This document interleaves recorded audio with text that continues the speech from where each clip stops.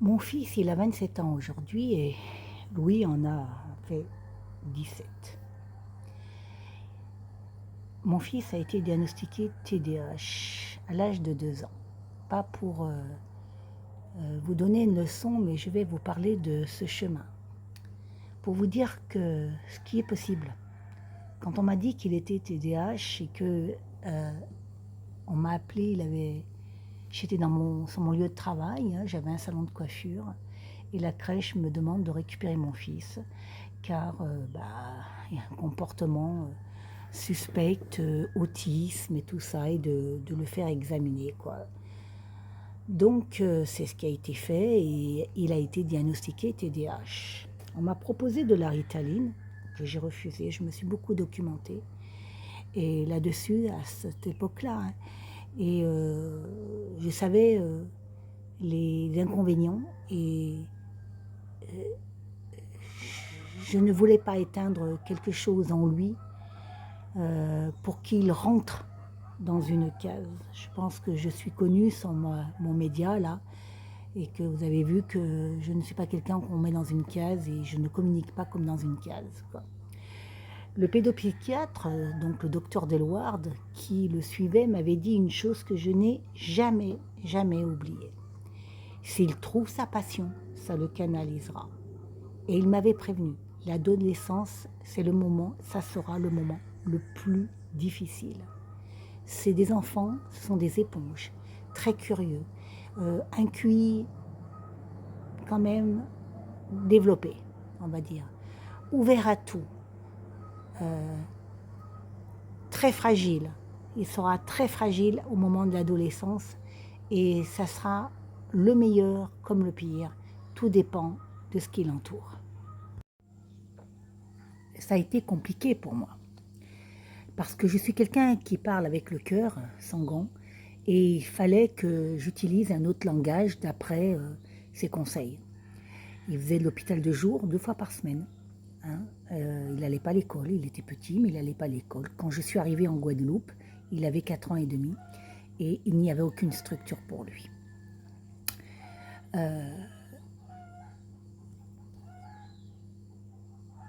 Avec lui, il fallait un autre langage, ce qu'il m'avait dit. Je me suis contrainte, j'ai eu des conflits avec lui, des ruptures même. Il était très proche de son père, avec qui nous étions divorcés, qui lui ressemblait, parce que apparemment c'est génétique. Je n'ai pas voulu rompre ça. J'ai mis mon ego de côté. Il a connu le harcèlement à l'école. Il a été montré du doigt. Lui, qu'on convoquait tout le temps, alors que c'est lui qui subissait. Et il n'y a pas longtemps, il m'a dit « Je sais que j'étais pénible. Je cherchais ma place à l'école, alors j'embêtais tout le monde. » Il m'a aussi dit, parce que je lui ai dit que je me sens un peu coupable de ne pas avoir détecté son harcèlement. Je l'avais un petit peu... Le directeur du collège se souvient très bien, à un moment je l'avais détecté et j'avais été le voir avec des propos assez, on va dire, radicaux, parce que j'avais la preuve du harcèlement, de ce qu'il avait fait au sein de ce collège. Et il m'a dit, quand je lui ai dit que je m'en voulais de ne pas avoir fait mieux, « Si tu avais fait plus, maman, j'aurais peut-être encore été plus harcelée. » Et il n'y a pas longtemps, hein, avant l'affaire de Louis, hein, ce jour-là, quand il m'a dit ça, non, il ne m'a pas libérée. Parce qu'une maman, on essaye toujours de dire qu'on aurait pu faire mieux. Il a touché à tout, beaucoup de passion, curieux. Il voit loin, il travaille de nuit. De sa cabine, là où il observe la jeunesse traverser ses travers. Le décès de son père en 2021 l'a ancré encore davantage. Ça a été un choc pour lui. Il a vu ce que ça donne quand un adulte TDAH reste sans réponse, sans place, en souffrance. Il a 27 ans aujourd'hui. Et puis il y a Louis, 17 ans à Narbonne, battu à mort. Ça m'a fait...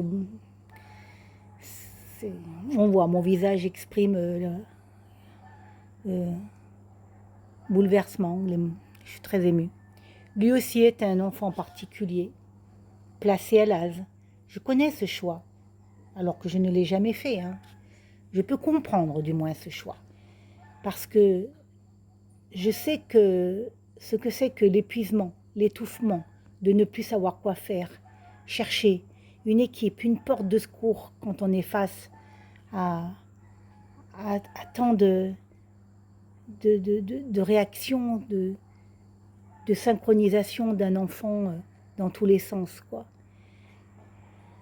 Alors, ce n'est pas un abandon de l'avoir placé à l'ASE pour un temps.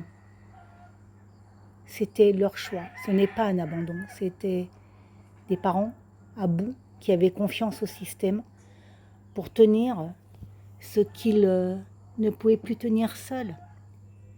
J'ai pu le comprendre. J'ai eu des moments où je me suis sentie désemparée, seule, face à un tel enfant. Ses parents ont fait confiance et le système a trahi cette confiance. C'est pour ça que je suis énormément chagrinée.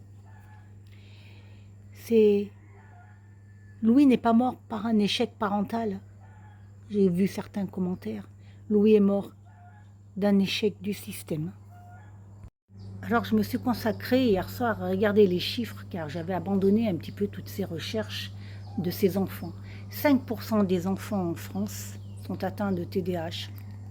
Chez les adultes, 1,5 million de personnes, mais seulement 1 sur 3 a un diagnostic. C'est vrai que nous trouvons des fois des personnes d'un certain âge qui ont des comportements un peu dans tous les sens.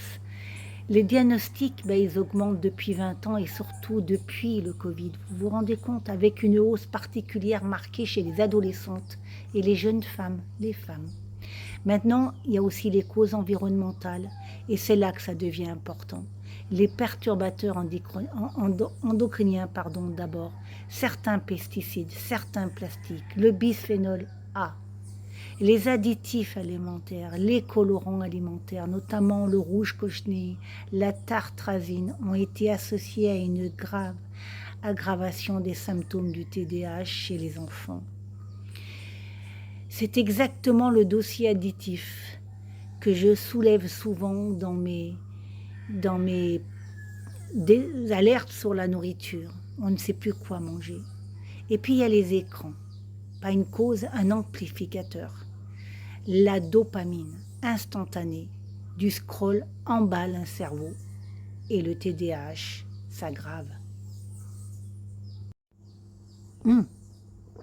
Je devais publier aujourd'hui une vidéo sur ma série La fin d'une civilisation sur l'hypersexualisation, mais j'ai préféré parler de ça aujourd'hui, qui on va dire est une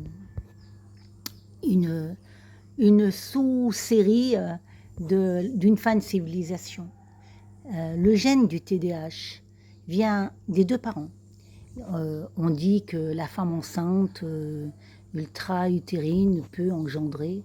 Le père aussi apporte sa part génétique, comme c'est arrivé chez moi, autant que le ventre d'une mère. Et quand on parle d'exposition environnementale, on parle de ce que les deux parents ont absorbé. Le père aussi.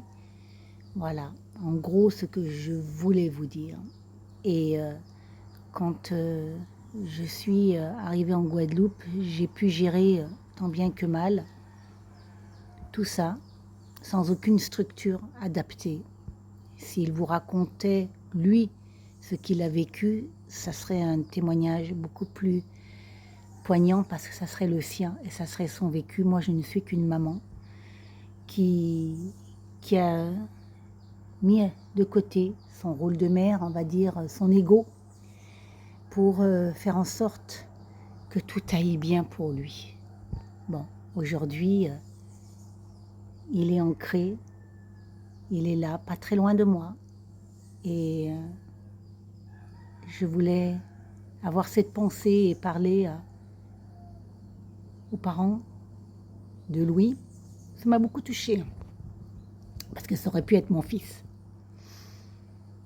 Je me rappellerai trop quand on lui a acheté son cartable dans l'eau à la sortie de l'école et qu'il n'avait plus rien quoi, dans son cartable, tout était trompé et tout. Vous voyez, ce sont des choses que mon fils a vécues ici en Guadeloupe.